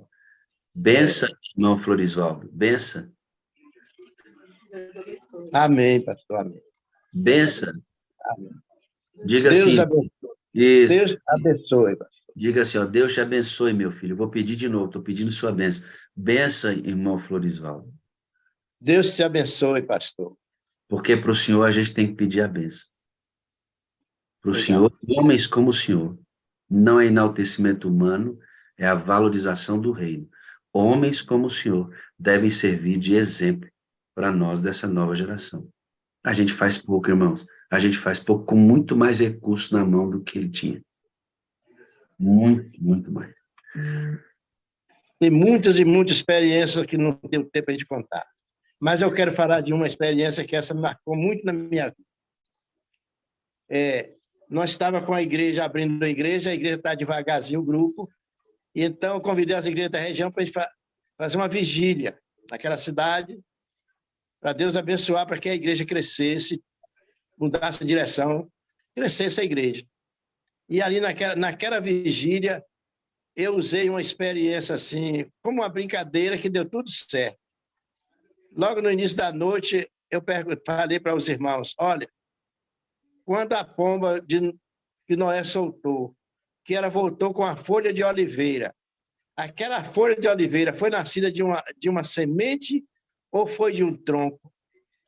E aí, todo mundo, ninguém soube. Eu digo, vocês têm a noite toda para dizer de manhã, me dizer da resposta. Ninguém de manhã. Irmão Florisvaldo, ninguém soube, o senhor que vai dizer. Eu disse, vocês não sabem? Ele, não. Eu digo, eu também não sei. Eu só vou saber no céu. E quem quiser saber, se prepare para o céu. E no meio daquela vigília tinha uma moça nova. E saiu dela disse, eu vou para a igreja, vou ser cristão, porque eu quero saber a resposta dessa folha de oliveira. E tem mais de 30 anos que ela está na igreja, muito fervorosa, tem dirigido a igreja para a honra e glória de Deus. Então, essa daí me marcou muito, e outras e outras. Tinha o senhor no campo, com um chapelão grande, que o senhor falou com ele. Como é que foi essa história aí? Pastor, eu vi uma sexta-feira trabalhando, eu andava de pé, né, ambulante, e eu venho com pressa, era quase meio-dia, e eu venho com pressa para... Eu estava a distância de quase 40 quilômetros de casa, eu estava na região rural, precisava vir para a BR pegar carro. Eu venho rápido, porque eu tinha compromisso meio-dia, 1h da tarde, estar aqui em Gandu. E nessa viagem que eu tinha compromisso, eu não podia parar em lugar nenhum. Aí, distante, assim, eu olhei para a porta de uma casa, tinha 2 homens. Tinha um homem alto, forte, com uma espingarda na mão, um facão do lado, um chapéu muito grande na cabeça. E aí eu disse, vou dar bom dia e passar direto, que eu não vou nem conversar. Aí, quando eu vou passando, que deu um bom dia àquele homem, o homem deu um sorriso e respondeu o bom dia com muita alegria. Aí eu disse, senti que foi o Espírito de Deus que parou a minha vida. Aí eu parei e fui até o homem, peguei na mão dele e comecei a pregar o evangelho para ele. Convidei para ele vir para a igreja no dia de sábado, aqui em Gandu, e deu o endereço da minha casa e da igreja. Sábado ele estava na igreja, almoçou na minha casa e foi para a igreja e morreu na igreja. Aí são coisas extraordinárias que a gente nunca esquece, não, pastor. Você percebe, irmão? Você que está vendo o irmão Florisvaldo falar, ele transpira a pregação do evangelho, ele vive a pregação do evangelho. O resto ele faz por necessidade, mas é o tempo inteiro, Raimundo. É a Bíblia, é o evangelho que está dentro dele. O Espírito de Deus está... O senhor terminou o seu testemunho me dando 3 conselhos. O senhor poderia dar os 3 conselhos para eles, irmão? Pastor, os conselhos é o seguinte, porque às vezes a pessoa vai pregar o evangelho e ignora a maneira que são as pessoas. Né? Porque fulano é assim, todo mundo tem defeito. Mas o problema é que a gente não deve olhar os defeitos de ninguém. A gente tem de respeitar as pessoas como elas são. E não ver o defeito das pessoas, ver as virtudes. No momento que a pessoa, como a família, se o esposo for olhar os defeitos da esposa, eles não vivem. Se a esposa vê a TV do esposo, também não vive. Então, tem de esquecer os defeitos e olhar as virtudes. É como também são lá fora, no mundo. A gente tem de ver as pessoas como elas são, respeitar como elas são, entendeu? E pregar o evangelho para elas, aceitando as pessoas como elas são, não deixando, não fazendo assim acepção de jeito nenhum, de maneira nenhuma. Eu lembro, pastor, que chegou uma família para a igreja e aquela senhora ela usava umas argolas muito grandes na orelha. E logo que a mulher chegou na igreja, os irmãos veio em cima de mim. Ah, irmão, manda tirar as argolas. Aqueles brincos grandes, né? Eu disse, não, deixe a irmã. No passado tempo, quando veio, ai, a irmã está com aqueles brincos muito... Cala a boca, deixa a irmã. Com poucos tempos, a irmã tirou o brinco grande e botou um menor. Depois tirou o menor, botou um bem miudinho. Depois tirou o miudinho. E está na igreja toda a família até hoje. Uma outra coisa, rapidamente, pastor, que eu vou falar aqui para o senhor. É a questão de doutrina, de disciplina. O pessoal gosta muito de disciplinar. Eu lembro que dentro de uma família grande que tem na igreja, tinha 3 moças. As 3 moças viviam assim, sem cargo na igreja, né? Não tinha atividade. E quando chegou uma festa em São João, que o São João aqui é muito animado, e as meninas foram para a festa. Assistiram a festa os 3 dias. Quando terminou, o pessoal veio atrás de mim. Irmão professor, as meninas, tal, foram para a festa São João, disciplinar. Eu fiquei quieta, né? Aí eu fui até as moças, 3 irmãs, chamei ela, minha filha, não minta para mim, fale a verdade. Vocês foram para a festa? Vamos, irmão. Ela foi para a festa. Gostou? Foi bonita a festa? Foi. E que bom, né? Aceitei, né? Aí eu voltei para casa e disse para minha esposa. Aí eu perguntei, mas por que vocês foram? Ah, irmão, nós não temos atividade nenhuma na igreja. Por esse motivo. Como não tem atividade, achamos que não fazia mal ir para a festa. Aí eu cheguei em casa, disse para minha esposa, olha, a partir de sábado, pega aquelas 3 moças, envolve na escola sabatina todos os sábados. Não dê chance a elas agora, dá para trabalhar. A esposa fez assim, hoje são mãe de famílias, filho formado, e todo mundo permanece na igreja sem dar trabalho nenhum. Então, são coisas... vamos disciplinar, não. Vocês foram trabalhar na igreja, ensinar a trabalhar, eles têm envolvimento na obra, como até hoje são pessoas que vivem na frente da igreja. Por bem melhor, eu aconselho também para quem está dirigindo a igreja, para quem está pregando, que olhe muito esse lado. Não é a disciplina, não é as qualidades da pessoa, não é a cultura, mas olhar as pessoas como elas são, respeitar da maneira que elas são. Certo, pastor? Existe inteligência e existe sabedoria. Inteligência e tudo mais você adquire em livros, leituras, bibliotecas. Sabedoria vem de Deus. Talvez a igreja tenha muitos inteligentes e poucos sábios. É verdade. O senhor, irmão, é um sábio. Amém, pastor. Tem sua inteligência, com certeza. Mas muito o que o senhor faz é sabedoria do céu, viu, amado? Um exemplo para mim, viu, querido? Sim, senhor. Eu tenho 4 coisas para dizer para o senhor, irmão. Eu amo o senhor, eu preciso do senhor para ser feliz. O senhor é a parte visível de Deus e eu creio mais em Deus, irmão, porque o senhor existe, viu, amado? Eu também, pastor. Eu amo o Senhor. Eu amo de coração e preciso do Senhor. E quero estar no céu junto com o Senhor. E com esses irmãos, tudo que eu preguei o evangelho. E da prego até hoje. Da prego até hoje. O senhor pode orar conosco, irmão? Posso, pastor. Ore conosco, por favor. Nosso Deus, nosso Pai, nosso eterno e soberano Senhor, Criador dos céus e da terra. Louvado e engrandecido é o teu nome, Senhor. Graças nós te damos, ó Deus, por todas as bênçãos que o Senhor tem concedido na vida da tua igreja e na minha vida. Te agradeço, ó Deus, pelos meus anos de vida.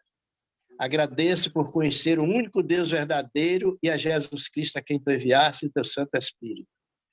Louvado seja o teu nome pela minha idade, pelo conhecimento, pela a responsabilidade que o Senhor colocou nas minhas costas, na minha vida, para fazer um trabalho tão especial, que hoje eu olho para trás e aonde eu pisei eu vejo um legado.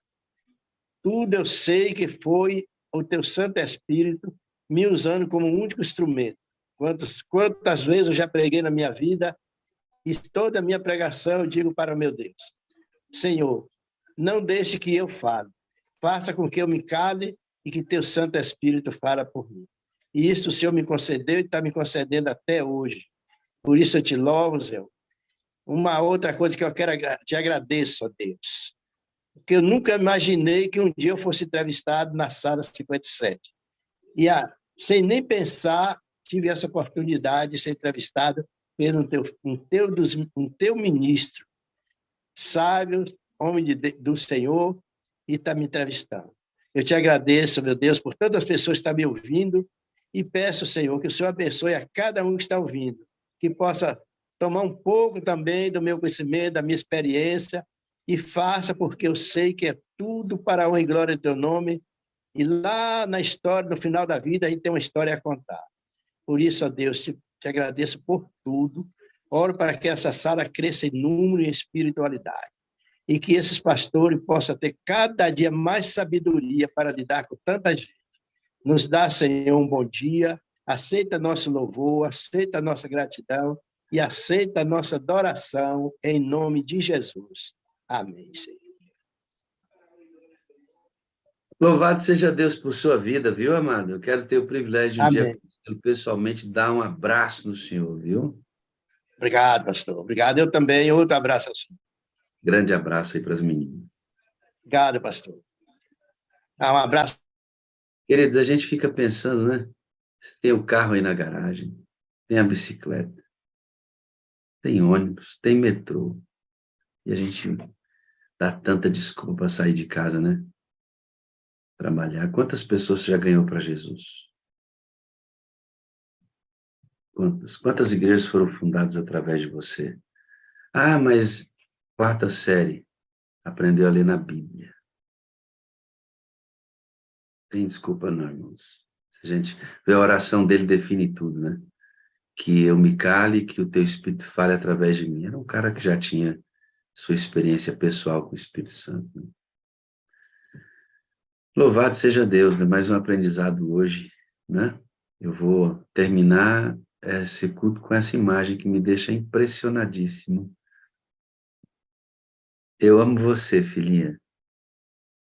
E você assistindo essa reunião aí todo dia, me deixa muito feliz, tá? Você vai abrir o seu áudio, tá, Sofia? Que eu quero ouvir sua voz. Espera aí só um pouquinho. Deixa eu liberar você. Eu quero que eles ouçam sua vozinha linda. Calma aí. É já. Aí sabe o que vai acontecer? Você vai chamar o Bom Dia com Alegria. Abre aí o seu áudio. Pode abrir, tá? Só clicar em cima do microfonezinho. Isso. Bom dia. Bom dia. Tudo bem, meu anjo? Tudo bem? Que bom ter você aí e a sua mamãe, tá? Eu sei que ela está escondida, ela não quer aparecer. Que legal. Você gosta da sala, meu anjinho? Gosto. É legal, né? A gente se encontrar aqui na sala, já que a gente não pode estar no mesmo distrito, agora a gente está juntinho aqui na sala, né? Eu vou contar até 3 e você vai dizer bom dia com alegria para essa galera. Tá bom? 1, 2, 3. Bom dia com alegria. Bom dia com alegria, seu com alegria. Bom dia, bom dia. Deus te abençoe, Sofia. Bom dia, bom dia, bom dia, bom dia, bom dia.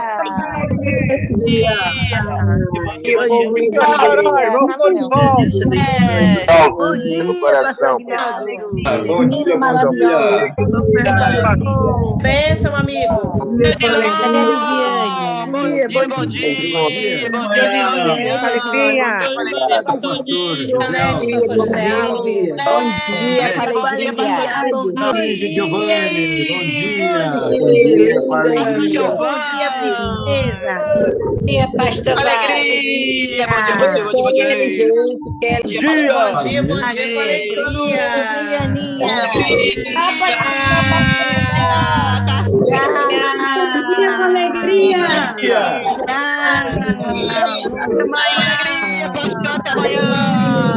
Alegria.